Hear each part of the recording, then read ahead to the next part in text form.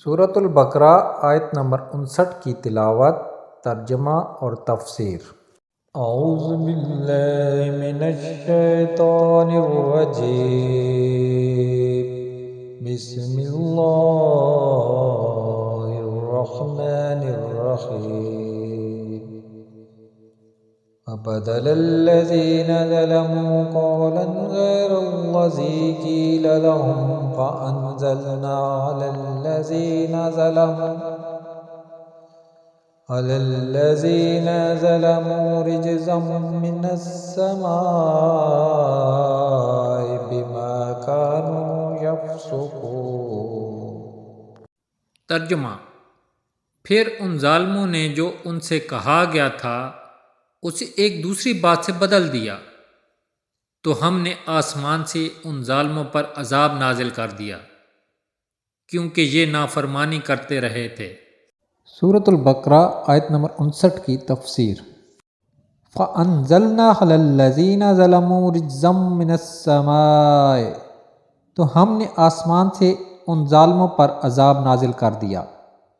بنی اسرائیل پر طاعون کا عذاب مسلط کیا گیا اور اس کی وجہ سے ایک ساتھ میں ان کے 70,000 افراد ہلاک ہو گئے تھے، اور دوسرے قول کے مطابق 24,000 افراد ہلاک ہو گئے تھے۔ طاعون کے بارے میں 3 احادیث۔ یہاں طاعون کا ذکر ہوا، اس مناسبت سے طاعون سے متعلق 3 احادیث ملاحظہ ہوں۔ نمبر 1، حضرت اسامہ رضی اللہ تعالیٰ عنہ سے روایت ہے، حضور اقدس صلی اللہ تعالیٰ علیہ وآلہ وسلم نے ارشاد فرمایا، بے شک یہ طاعون ایک عذاب ہے جسے تم سے پہلے لوگوں پر مسلط کیا گیا تھا، لہذا جب کسی جگہ طاعون ہو اور تم وہاں موجود ہو تو تم طاعون سے بھاگ کر وہاں سے نہ نکلو، اور جب کسی جگہ طاعون ہو تو تم وہاں نہ جاؤ۔ حدیث نمبر 2، ایک اور روایت میں ہے، نبی اکرم صلی اللہ تعالیٰ علیہ وآلہ وسلم نے ارشاد فرمایا، طاعون پچھلی امتوں کے عذاب کا بقیہ ہے، جب تمہارے شہر میں طاعون واقع ہو تو وہاں سے نہ بھاگو، اور دوسرے شہر میں واقع ہو تو وہاں نہ جاؤ۔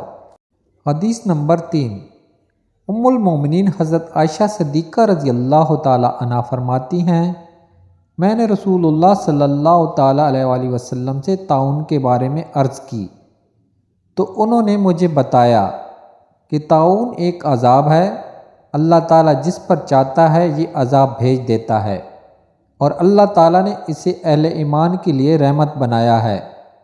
کوئی مومن ایسا نہیں جو طاعون میں پھنس جائے لیکن اپنے شہر ہی میں صبر سے ٹھہرا رہے اور یہ سمجھے کہ جو اللہ تعالیٰ نے لکھ دی ہے اس کے سوا کوئی تکلیف مجھے نہیں پہنچ سکتی، تو اسے شہید کے برابر ثواب ملے گا۔